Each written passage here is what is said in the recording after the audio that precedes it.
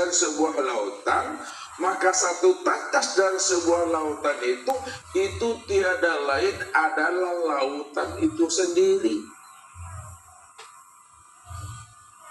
Lalu kemana makna kias yang sebenarnya?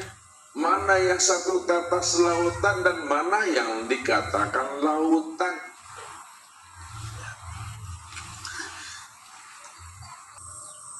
Allah inilah yang disebut dengan bahasa kiasnya adalah lautan.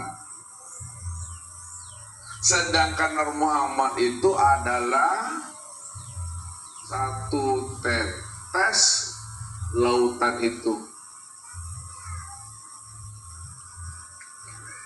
Kalaulah Nur Muhammad itu satu tetes lautan itu, maka satu tetes lautan itu tiada lain adalah lautan itu sendiri. Maksudnya Bapak Ibu,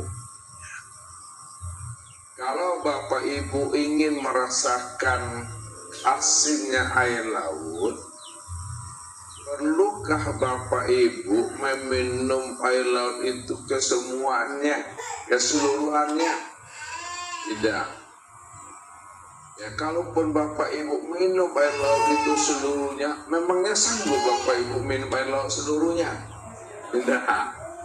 Jadi untuk merasakan asinnya air laut itu tak perlu kita meminum air laut itu keseluruhannya.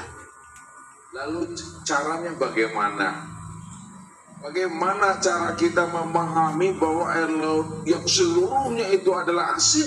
Cukup Bapak Ibu mengambil satu tetes air laut itu, lalu rasakanlah di lidah.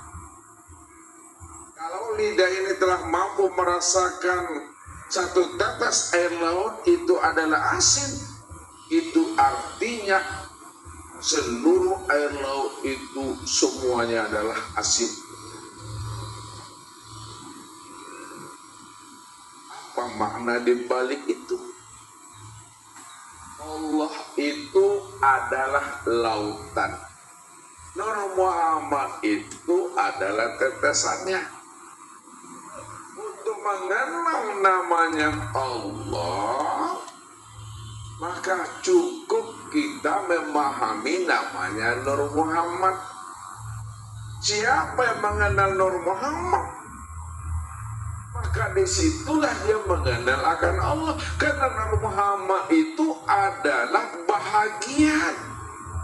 Nur Muhammad itu kenyataan daripada diri Allah. Kalau Nur Muhammad itu bahagian dan kenyataan diri Allah, maka sesungguhnya Nur Muhammad itu tiada lain adalah Allah itu sendiri. Kenapa dikatakan Nur Muhammad itu tiada lain Allah itu sendiri? Karena Nur Muhammad itu bahagian daripada dirinya. Bahagian daripada dirinya itu tiada lain adalah Allah itu sendiri. Inilah yang dikiaskan bahwa satu tetes lautan itu tiada lain adalah lautan itu sendiri. Lalu kita hantarkan maknanya lebih rinci lagi Bapak Ibu. Lihat. Untuk mengenal Allah, tak perlu kita kaji alam ini yang besar ini. Lama Bapak Ibu waktunya kita mengkaji Allah. Kalau kita mengkaji namanya alam semesta. Tapi untuk mengenal Allah, cukup kita mengenali akan diri kita ini. Kenapa untuk mengenal Allah cukup kita mengenal akan diri kita ini? Diri kita inilah kesempurnaan untuk mengenal akan nyatanya diri Allah itu sendiri. Apa sebabnya? Diri kita ini kesempurnaan untuk memandang dan mengenalkan dirinya. Karena diri kita ini adalah alam shogir. Alam shogir inilah kesempurnaan untuk memandangnya alam kabir. Alam yang kecil ini kesempurnaan untuk memandangnya alam yang besar. Jadi tak perlu kita mencari, menemui Allah pada alam semesta. Cukup cari dan temuilah Allah itu pada diri yang sebenar-benarnya. Apa kaitannya dengan Nur Muhammad, alam dan diri? Jadi tak perlu kita mencari, menemui Allah pada alam semesta. Cukup cari dan temuilah Allah itu pada diri yang sebenar-benarnya. Apa kaitannya dengan Nur Muhammad, alam dan diri? Tadi kita bercerita Nur Muhammad. Sekarang kita udah bercerita alam semesta, alam kabir dan alam sahir. Siapa sebenarnya rupa daripada alam semesta dan alam sahir itu? Kita lihat Bapak Ibu. Nur Muhammad itu yang dikatakan sebagai bahagian diri Tuhan, kenyataan diri Tuhan, yang mana Nur Muhammad itu sudah nyata pada alam semesta.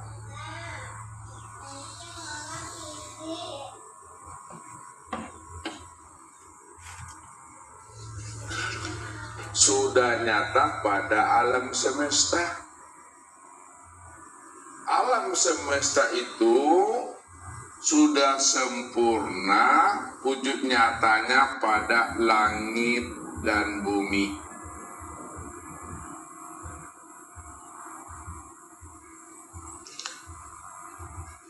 Itu maksudnya Bapak Ibu. Kalaulah Nur Muhammad itu sudah nyata pada alam semesta itu sudah sempurna wujudnya, yang dikatakan langit dan bumi, itu arti yang sebenar-benarnya Bapak Ibu tak perlu payah mencari namanya Nur Muhammad, karena Nur Muhammad itu sudah nyata pada sekalian langit dan bumi Bapak Ibu, sekalian alam, sekalian yang wujud pada langit dan bumi, itulah sebenar-benarnya Nur Muhammad. Namun kesempurnaan namanya Nur Muhammad pada alam semesta yang sudah wujud pada langit dan bumi ini, sempurnalah memandang Nur Muhammad itu pada insan.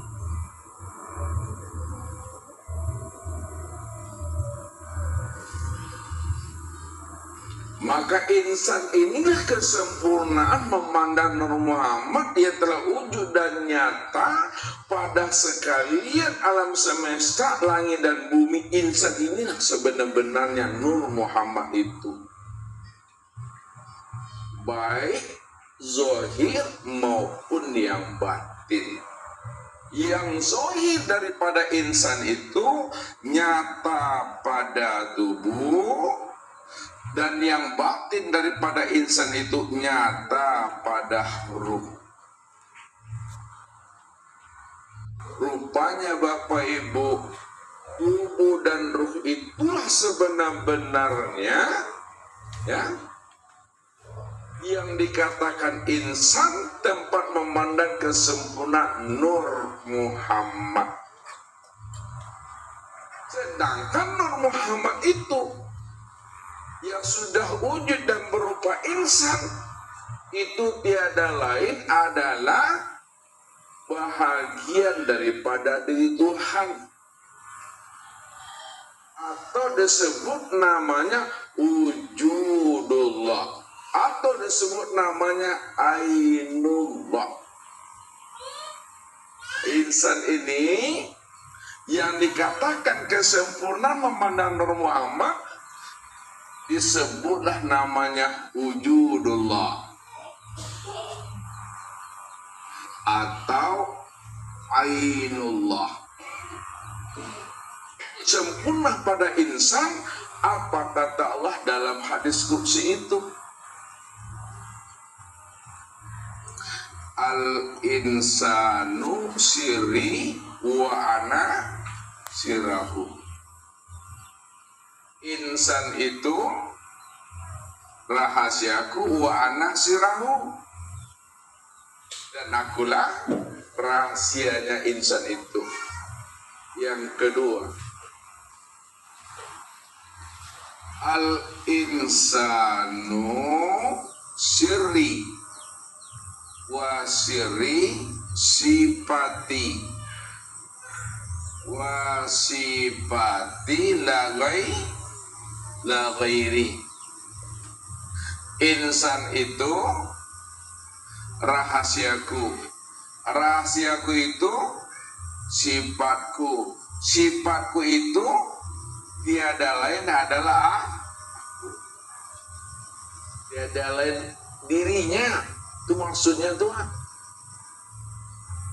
Baru ditegaskan oleh Allah.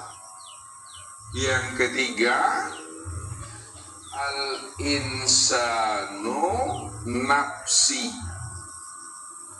wa ana nafsuhu. Insan itu diriku, wa ana nafsuhu, dan akulah dirinya insan itu. Secara konkret, makna yang sebenarnya biar terang dan jelas, insan itu aku yang sebenarnya insan itu. Ini yang selalu Ustaz katakan sama Bapak Ibu. Kalaulah insan itu aku, kata Allah, dan akulah sebenarnya insan itu, rupanya Bapak Ibu ndak orang rupanya dah. Tapi jangan disabik joleh. Hah? Siapa yang mengaturkan Bapak Ibu orang? Bapak Ibu yang mengaturkan Bapak Ibu orang bukan Bapak Ibu orang, karena Bapak Ibu nggak orang dah. Yang orang itu aku, ada Allah. Lihat bahasa Ustaz ya. Kalau ngantuk Bapak Ibu nanti bayar. Walaupun Bapak Ibu orang, tapi orangnya Bapak Ibu bukanlah kenyataan diri Bapak Ibu. Walaupun Bapak Ibu manusia, tapi manusianya Bapak Ibu bukanlah kenyataan Bapak Ibu. Walaupun Bapak Ibu dikatakan insan, tapi insannya Bapak Ibu bukanlah kenyataan wujud diri Bapak Ibu. Walaupun Bapak Ibu punya diri, tapi kenyataan diri Bapak Ibu bukanlah nyatanya wujud diri Bapak Ibu. Lalu siapa yang dikatakan diri? Siapa yang disebut insan? Siapa yang disebut manusia? Siapa yang dikatakan orang? Tiada lain aku, kata Allah. Disitulah rahasianya. Allah itu dikatakan oleh orang-orang arifin, Allah itu wahdatul wujud. Dialah wujud yang esa, dialah wujud yang tunggal, dialah wujud satu-satunya, tidak ada wujud yang lain selain daripada dirinya. Kalaupun ada yang mengatakan Allah itu hulul ittihad, apa yang mereka sampaikan sebenarnya untuk memberikan pemahaman hanya Allah saja yang ada semata-mata secara mutlak. Selain dirinya tidak pernah ada.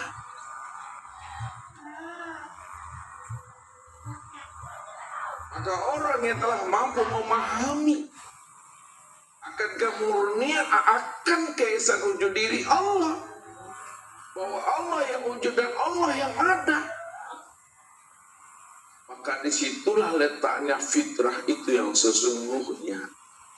Jadi orang yang fitrah adalah orang yang mengenal sejati dirinya, bahwa sejati dirinya itu adalah Allah. Allah itu yang sebenar-benarnya diri yang fitrah itu. Bapak Ibu. Kenapa dikatakan Allah diri yang fitrah? Karena tidak ada diri yang lain selain daripada dirinya itu. Siapa yang mengatakan ada diri yang lain selain diri Allah, berarti telah ada dua Tuhan di dalam pikiran dan hatinya. Sedangkan Allah mengatakan Qul huwallahu ahad. Qul huwallahu ahad. Katakanlah bahwa Allah itu adalah Esa. Esa ini yang dimaksudkan dari satu-satunya itu, satu-satunya itu dialah yang tunggal, tiada yang lain, hanya Dia semata-mata.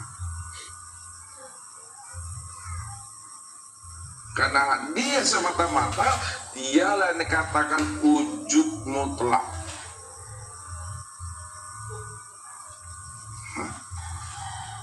Tidak ada wujud yang lain selain daripada dirinya. Siapa yang telah mampu memahami bahwa Allah itu wujud yang mutlak, hanya Dia satu-satunya, maka Dialah diri yang kudus itu, Dialah diri yang fitrah, Dia diri yang suci itu. Dialah yang lepas daripada namanya najis batin, Bapak Ibu. Nah, ini yang selalu saya antarkan dalam pemahaman gaji. Ketika seorang murid bertanya kepada gurunya, "Wahai Tuan Guru, kenapa Allah menciptakan dan menjadikan anjing dan babi? Sedangkan anjing dan babi itu adalah makhluk yang haram, makhluk yang najis. Najisnya dalam bahasa ilmu fikih, najis apa namanya Bapak Ibu? Mukhafafah, mutawasitoka, atau mukhalazoh.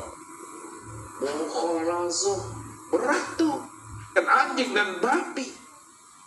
Allah ingin menyindir akan dirimu supaya kamu mampu mengambil iktibar dan pelajaran kenapa Allah menciptakan anjing dan babi padahal dia adalah makhluk yang najis. Ingat wahai muridku, kata gurunya, walaupun anjing dan babi adalah makhluk yang haram dan najis, sekiranya pakaianmu kena najis, sekiranya tubuhmu dijilat oleh anjing itu, najis mukhalazah, masih bisa dibersihkan, masih bisa disucikan dengan air, dicuci dengan 7 kali, dicampur salah satunya dengan tanah.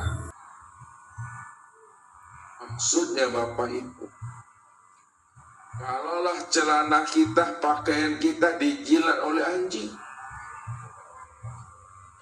walaupun najis berat,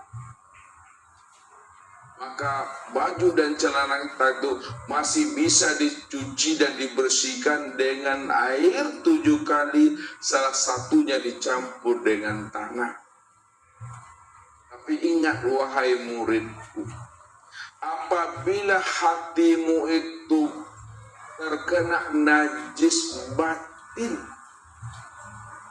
disebabkan hatimu tak mengenal akan Allah, hatimu buta mengenal Allah, lalu kamu ujub, takbur, riya, maka najis yang ada dalam hatimu disebabkan kamu tidak mengenal Allah, lalu kamu ujub, takbur, maka najis yang ada dalam hatimu itu tidak pernah dibersihkan dan disucikan walaupun 7 lautan dan 7 samudra. Rupanya manusia yang tidak mengenal akan Tuhannya, dirinya lebih najis daripada najis mughalazo itu yang sebenar-benar. Ini yang mesti kita khawatirkan. Jangan sampai diri kita ini terkena najisnya mughalazo. Baju kita saja Bapak Ibu terkena najis, lalu sholat juga kita Bapak Ibu. Sana sholatnya itu. Tidak. Ini masalah pakaian baru. Baju kita ini, celana kita ini, mukena kita dijilat oleh seekor anjing. Sholat juga kita enggak sah, sholatnya batal karena najis. Sekarang bukan masalah baju Bapak Ibu, masalah batang tubuh, masalah diri kita yang disebut insan itu. Kalaulah diri kita tidak mengenal Allah, sholat juga kita Bapak Ibu, padahal orang tidak mengenal Allah dirinya najis. Ini yang dikatakan Allah. Apa ayatnya tuh Pak Hardi? Kenapa Hardi? Apa ayatnya tuh Pak Agus? Bahwa orang yang tidak mengenal Allah diri itu najis.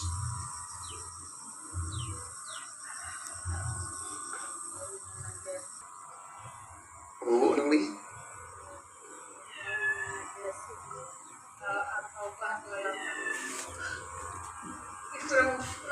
innamal itu dia, alhamdulillah, innamal musyrikuna najasun. Innamal musyrikuna najasun. Sesungguhnya orang-orang yang musyrik, orang-orang yang tidak mengenal Allah, orang-orang yang menyandingkan Allah dengan yang lain, padahal yang lain nggak pernah ada, lalu disandingkan juga Allah dengan yang lain, maka sesungguhnya orang yang tidak mengenal Allah, orang yang bermusyrik itu dirinya adalah najis.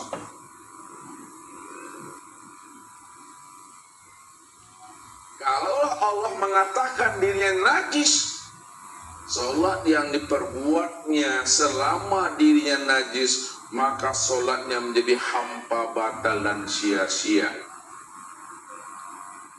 Ini yang dikatakan oleh baginda Rasul. La tasihul ibadah illa bima'rifatil ma'bud.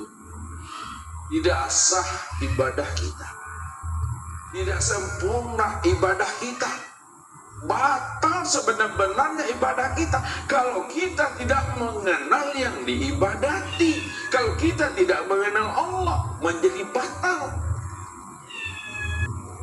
Makna yang sebenarnya, orang yang tidak mengenal Allah, ibadahnya batal. Apa sebabnya batal ibadahnya? Apa kata Rasulullah? Man sholat sholatan wa illam ta'murhu bil ma'ruf wa lam tan'ahu anil fahsya'i wal munkar lam yazdad minallah illa bu'da. Siapa yang mendirikan sholat,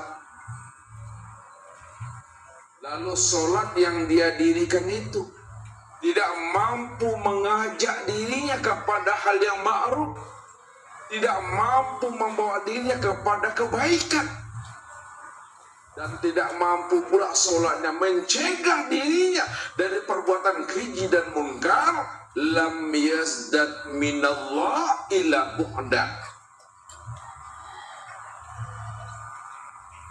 Maka sesungguhnya sholat yang dia kerjakan itu bukan bertambah dekat kepada Allah, semakin jauh daripada Tuhannya. Ini maknanya Bapak Ibu. secara syariat sholatnya mampu mencegah perbuatan keji dan munkar. Adakah orang berbuat keji dan munkar ketika dia mendirikan sholat secara ilmu syariat? Enggak pernah ada. Mana mungkin ada orang menyolong, ya, ketika dia sedang mendirikan sholat. Berarti secara ilmu syariat, sholat yang dia dirikan itu pada saat dia mendirikan sholatnya mampu mencegah perbuatan keji dan munkar. Tidak mungkin dia mencuri, tidak mungkin dia berbuat zina, tidak mungkin dia merampok secara ilmu syariat. Tapi apakah sholat yang dia kerjakan itu, ya, akan berbuat keji dan munkar, akan merampok hak Allah secara makna hakikat? Maksud Ustaz, secara makna hakikat, apakah orang yang sholat itu berkemungkinanlah dia mencuri hak Allah, merampok hak Allah, berbuat keji dan munkar? Berkemungkinan besar. Secara makna hakikat, orang yang berbuat sholat, dia akan merampok hak Allah, dia akan mencuri hak Allah kalau dia tidak mengenal hakikat dirinya yang sebenar-benarnya. Kita lihat Bapak Ibu, nah, maksud daripada hadis ini, jangan nanti Bapak Ibu salah pula memahaminya. Secara syariat memang sholatnya mampu mencegah perbuatan keji dan munkar, ya. Tetapi secara makna hakikat, sholatnya tidak mampu mencegah perbuatan keji dan munkar disebabkan ketika dia sholat, dia merasa dirinya yang sholat itu. Dia merasa dirinya lah yang berdiri itu. Dia merasa dirinya lah yang takbir. Dia yang ruku, dia yang sujud, dia yang tidak. Padahal Allah mengatakan, "Kif ya Muhammad, ana rabbaka usolli." Berhentilah engkau